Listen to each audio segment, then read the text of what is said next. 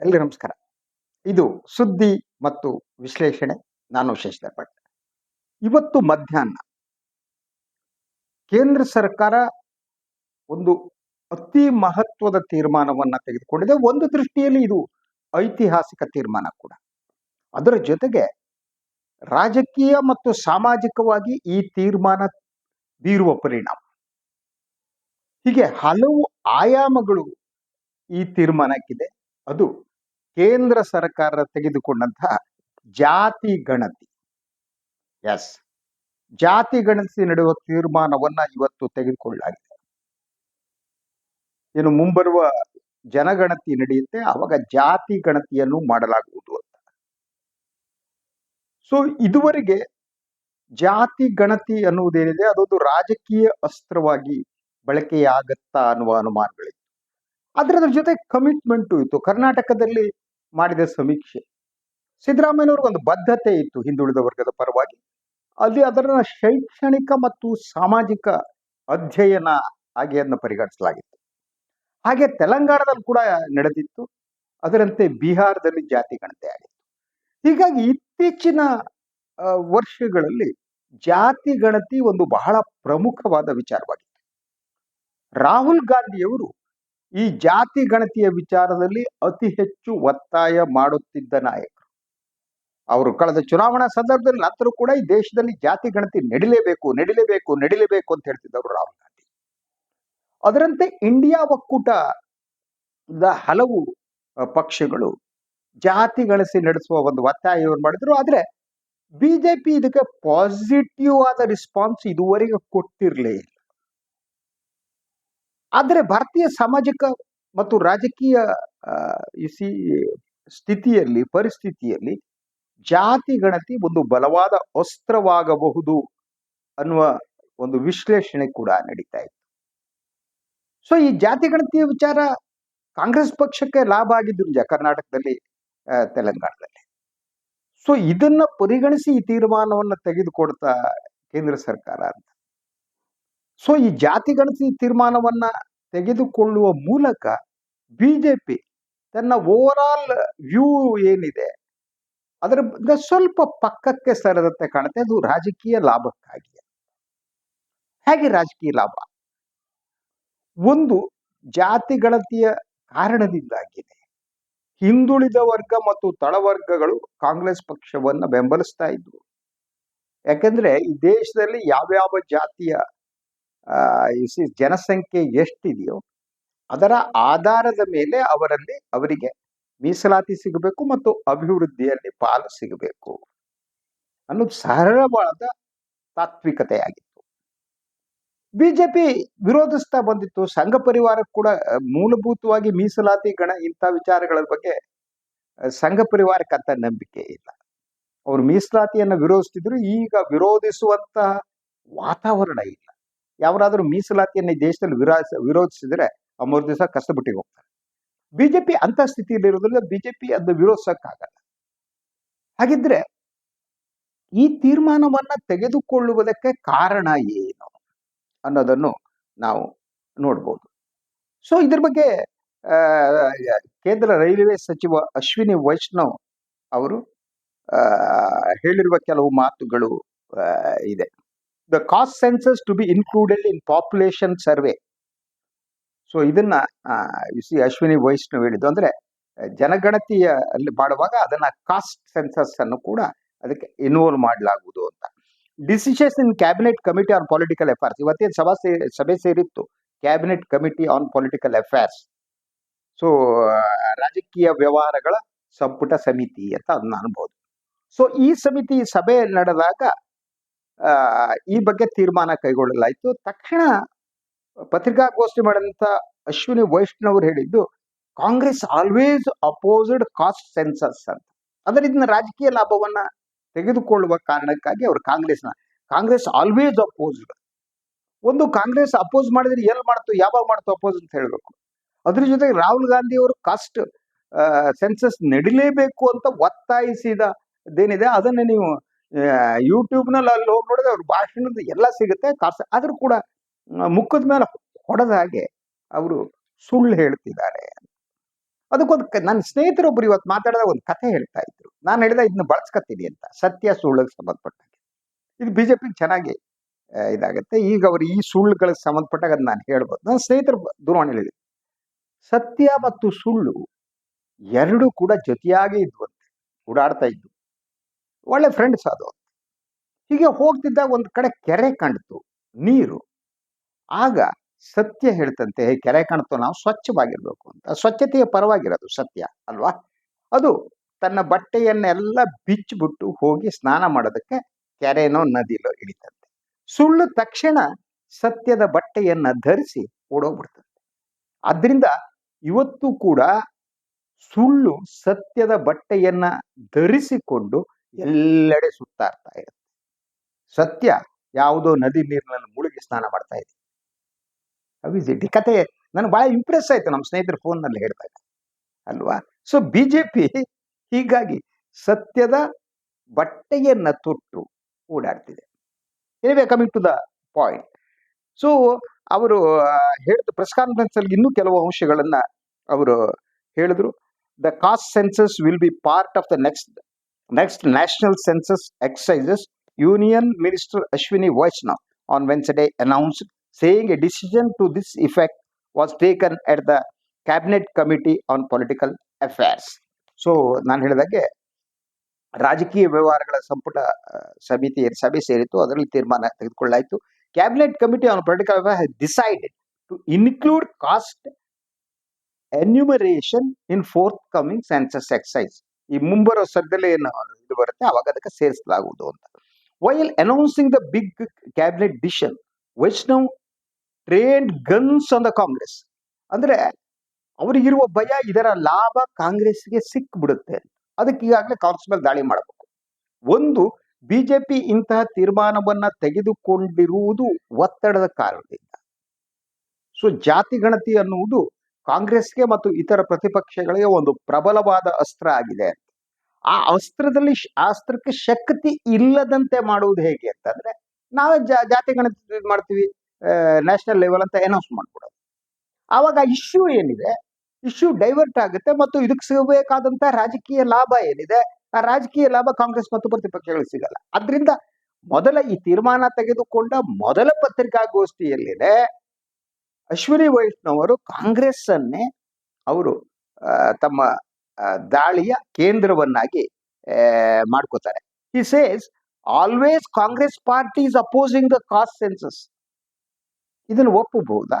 ಇದು ಸತ್ಯನಾ? ಕಾಂಗ್ರೆಸ್ ಪಕ್ಷ will have to answer for this. ಆದ್ರೆ ಕಾಂಗ್ರೆಸ್ನವ್ರಿಗೆ ಎಚ್ಚರ ಆಗೋದು ಲೇಟು. ಮೋಸ್ಟ್ಲಿ ಸಂಜೆ ಕಾಂಗ್ರೆಸ್ ಪತ್ರಿಕಾಗೋಷ್ಠಿ ನಡೆಯುತ್ತೆ ಅಂತ ಕಾಣುತ್ತೆ. ಜಯರಾಮ್ ಅವರ ಪತ್ರಿಕಾಗೋಷ್ಠಿ ಏನಿದೆ ಅದು ನಡೆಯುತ್ತೆ ಅಂತ. Anyway, he also attacked other India bloc parties, accusing them of using the caste-based population count only to gain a political mileage. ರಾಜಕೀಯ ಲಾಭವನ್ನ ಪಡೆಯುವುದಕ್ಕಾಗಿ ಮಾತ್ರ ಇದನ್ನು ಬಳಸ್ಕೊತಾರೆ ಅಂತ ಹೇಳ್ತಾರೆ. ಇವ್ರು ಸಂತರ, ಇವ್ರಿಗೆ ರಾಜಕೀಯ ಲಾಭ ಬೇಡವಾ? ಈಗ ಇವ್ರು ಕಾಸ್ಟ್ ಸೆನ್ಸಸ್ ಮಾಡ್ತಾ ಇರೋದು ಕೂಡ ರಾಜಕೀಯ ಲಾಭದಿಂದ ಅಲ್ವಾ? ರಾಜಕೀಯ ಲಾಭ ಇಲ್ಲದಿದ್ರೆ ಇವ್ರು ಏನಾದ್ರೂ ಮಾಡ್ತಾರ? ಪ್ರತಿ ಒಂದನ್ನು ರಾಜಕೀಯ ಲಾಭದ ದೃಷ್ಟಿಯಿಂದಲೇ ಬಿಜೆಪಿ ಮಾಡೋದಲ್ವಾ? ಆದ್ರಿಂದ ಅವ್ರು ಇಂಡಿಯಾ ಬ್ಲಾಕ್ ಅನ್ನು ಕೂಡ ಅಟ್ಯಾಕ್ ಮಾಡ್ತಾರೆ. ಅಂದ್ರೆ ಅವರಿಗಿರುವ ಭಯ ಅದೇ, ಈ ಒಂದು ಗಣತಿಯ ತೀರ್ಮಾನವನ್ನ ತೆಗೆದುಕೊಳ್ಳುವ ಜಾತಿ ಗಣತಿ ತೀರ್ಮಾನ ತೆಗೆದುಕೊಳ್ಳುವ ರಾಜಕೀಯ ಲಾಭ ಯಾವುದೇ ಕಾರಣಕ್ಕೂ ಕೂಡ ಇಂಡಿಯಾ ಒಕ್ಕೂಟಕ್ಕೆ ಸಿಗಬಾರದು ಅಂತ. ಇದನ್ನ ಇಂಡಿಯಾ ಒಕ್ಕೂಟ ಹೇಗೆ ಬಳಸ್ಕತ್ತೆ ಗೊತ್ತಿಲ್ಲ. ಸೊ ಅವರು ಹೇಳ್ತಾ ಹೋಗ್ತಾರೆ, ಪತ್ರಿಕಾಗೋಷ್ಠಿಯಲ್ಲಿ ಹೇಳಿದ್ದು ಅಶ್ವಿನಿ ವೈಷ್ಣವ್ ಅವರು. So Congress governments have always opposed the caste census. In 2010, the late Dr. Manmohan Singh said that the matter of caste census should be considered in the cabinet. A group of ministers was formed to consider this subject. Most of the political parties have recommended a caste census. Despite this, the Congress government decided to conduct a survey of caste or caste census, Vaishnaw said. ನೋಡಿ, ಇದನ್ನ ಯಾವುದೋ ಒಂದು ಘಟನೆಯನ್ನ ತಮಗೆ ಬೇಕಾದ ಹಾಗೆ ಬಳಸಿಕೊಳ್ಳುವ ರೀತಿ ನೋಡಿ. ಬಿಜೆಪಿ ಯಾವತ್ತೂ ಕೂಡ ರಾಜಕೀಯ ಲಾಭವಿಲ್ಲದೆ ಒಂದು ಕಡ್ಡಿಯನ್ನು ಕೂಡ ಎತ್ತಿಡಲ್ಲ. ಅವರ ಸಂಪೂರ್ಣ ಕಾನ್ಸಂಟ್ರೇಷನ್ ಏನಿದೆ ವೋಟ್ ಪಾಲಿಟಿಕ್ಸ್. ಇವರು ಇದನ್ನ ತಿರುಗ್ತಾ ಹೋಗ್ತಾರೆ. Congress government have always oppose the caste census ಅಂತಾರೆ.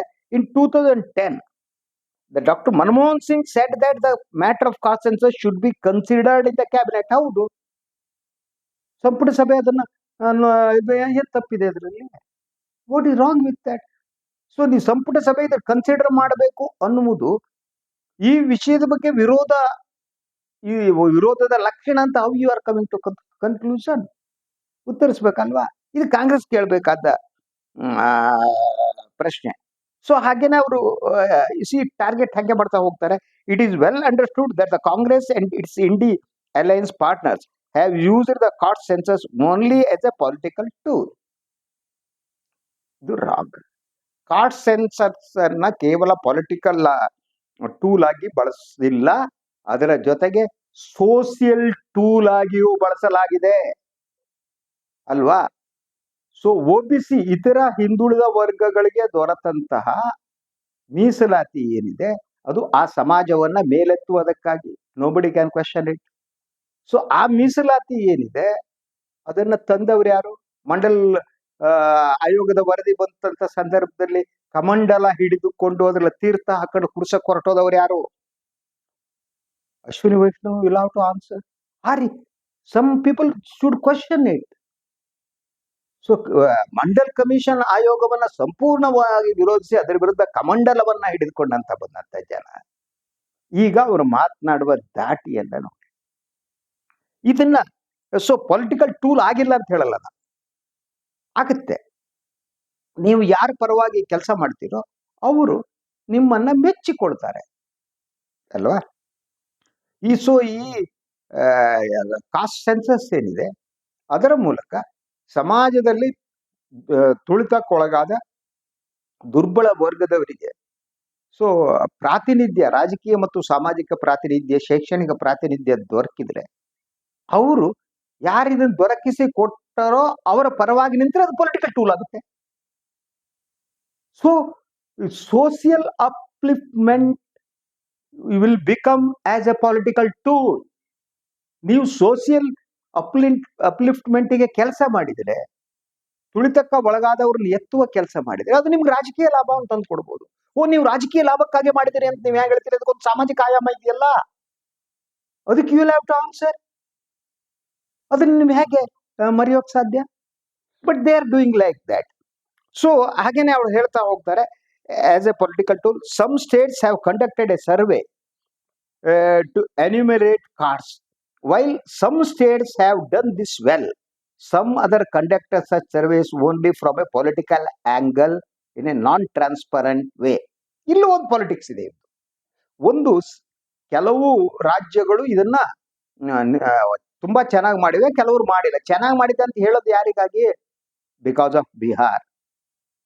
ಅಲ್ಲಿ ಇಲೆಕ್ಷನ್ ಬರ್ತಾ ಇದೆ, ನಿತೀಶ್ ಕುಮಾರ್ ಮಾಡಿದ್ದಾರೆ. ಅದನ್ನ ನಿತೀಶ್ ಕುಮಾರ್ ಆ ಪೊಲಿಟಿಕಲ್ ಏನಿದೆ ಅದ್ರ ಬೆನಿಫಿಟ್ ತಗೋಬೇಕು. ಆದ್ರಿಂದ ಕೆಲವು ರಾಜ್ಯಗಳು ಚೆನ್ನಾಗಿ ಮಾಡಿವೆ, ಯಾವ ಚೆನ್ನಾಗಿ ಮಾಡಿಲ್ಲ? ಕಾಂಗ್ರೆಸ್ ಇರುವಲ್ಲಿ ಅಲ್ವಾ? ಇವ್ರು ವಾದ ಅಷ್ಟೇನೆ. ಕಾಂಗ್ರೆಸ್ ಇರುವಲ್ಲಿ ಎಲ್ಲಿ? ವಿನೋ ಕರ್ನಾಟಕ and ತೆಲಂಗಾಣ. ಅಲ್ಲಿ ಕಾಂಗ್ರೆಸ್ಸಿಗೆ ರಾಜಕೀಯ ಲಾಭ ಸಿಕ್ಕಿದೆ, ಅದಕ್ಕಾಗಿ ಅಲ್ಲಿ ಅದು ಟ್ರಾನ್ಸ್ಪರೆಂಟ್ ಆಗಿಲ್ಲ. ಇವ್ರು ಮಾಡಿದ್ರೆ ಟ್ರಾನ್ಸ್ಪರೆಂಟ್ ಅಲ್ವಾ? ಕಾಂಗ್ರೆಸ್ ಮಾಡಿದ್ರೆ ಟ್ರಾನ್ಸ್ಪರೆಂಟ್ ಅಲ್ಲ. ಇದು ನೋಡಿ, ಇದನ್ನ ಅಯ್ಯೋ The railway minister went on to say that such surveys created doubts ಅಂತಾರೆ, ಅದರ ಜೊತೆಗೆ ನಾನ್ ಟ್ರಾನ್ಸ್ಪರೆಂಟ್ ಅಂತಾರೆ. ಡೌಟ್ಸ್ ಈಗ ನೀವು ಮಾಡಿದರೂ ಡೌಟ್ ಕ್ರಿಯೇಟ್ ಆಗುತ್ತೆ ಅಲ್ವಾ?